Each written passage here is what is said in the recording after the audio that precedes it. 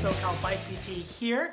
In this video, we're going to talk about kind of the fundamental truths that we need to realize as people who are riding bikes. So, something I always talk about with my patients is kind of what we have up here. So, appreciate my amazing artwork. I know, should have been an artist, but here we are.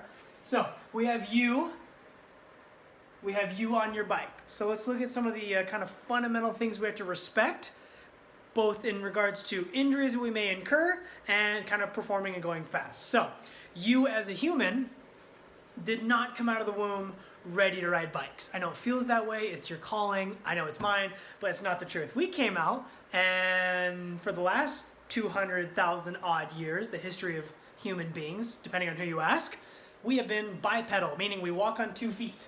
Okay, 2 feet, right foot, left foot. That's 2 points of contact with the earth.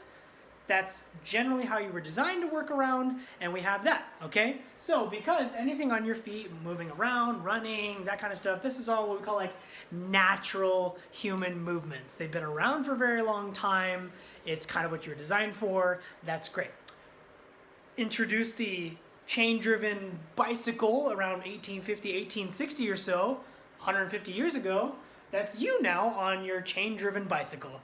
Roughly unchanged since then, just way faster and cooler looking now.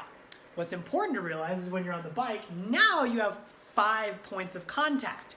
You have both feet, even if you're not clipped in, you're still there. You have both hands on the handlebars, and then you have your saddle. That's 5 points of contact.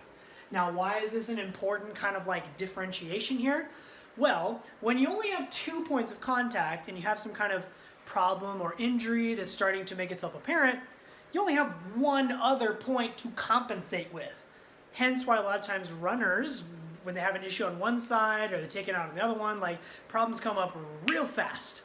What's interesting is on the bicycle, because you have 5 points, that means if you have some kind of issue, let's say your right leg and one of the points, 5 minus 1, you now have 4 other points you can compensate with.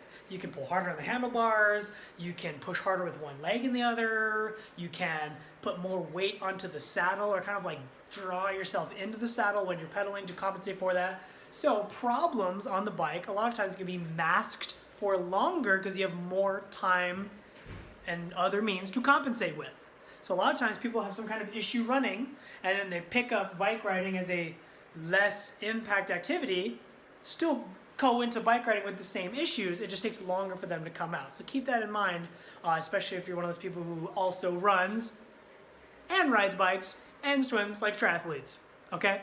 So, the other thing is, the bicycle is what we call a man-made movement. Before the invention of the chain-driven bicycle in 1850, 60-ish, like human beings had no exposure to moving this thing. So it's a man-made movement. With that comes some kind of fundamental truths. Like you were not designed for that, so we have to integrate your body to the machine. That's kind of my next point. You beautiful, unique snowflower, like we all are asymmetrical. Asymmetrical means, both halves are not the same, and that's fine. It's normal. You have more organs on one side, your lungs don't have the same number of lobes on both sides, your heart's over here, one of your kidneys is higher, and then even your nervous system is not symmetrical. You have eye dominance. If you kind of like want to look down the sights of a rifle or a gun, one eye is more important than the other. You have hand dominance. These are things that just make you a normal human being. You're asymmetrical. The unique thing is now when you're on a bicycle, this is a completely symmetrical, engineered symmetrical machine. Therefore, a lot of care has to go into integrating you to this machine, both to perform well and prevent injury. Part of that is bike fit.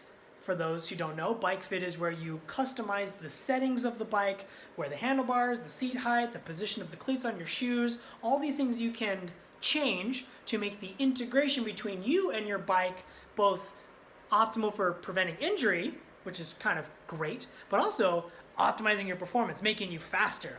But bike fit is not the most important thing. I would call it the cherry on top, meaning it takes lots of time off the bike to build your body up to be able to tolerate bike riding, and then making the bike fit you really well to do well takes like 4 hours. It's the cherry on top. So the hard part is putting in all the work off the bike. And then you can take the human, which is you, who has gotten stronger, more flexible, has more control over their body, and is ready to go out there and ride bikes. And we put you on the machine that has been set up perfectly for you. Hopefully we have a good bike fitter. We'll talk about that later. And then now you can go off and be successful. Okay? So remember, 2 points of contact when you're on your feet, less time and other things to kind of compensate with. On the bike, you can be mindful of compensating with your hands and your feet and your saddle.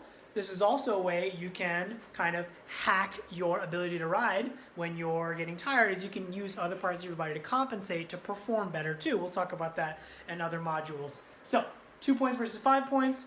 You are a beautiful, asymmetrical, unique snowflake in every way, trying to ride this symmetrical machine that makes you really fast, but it kind of takes some getting used to.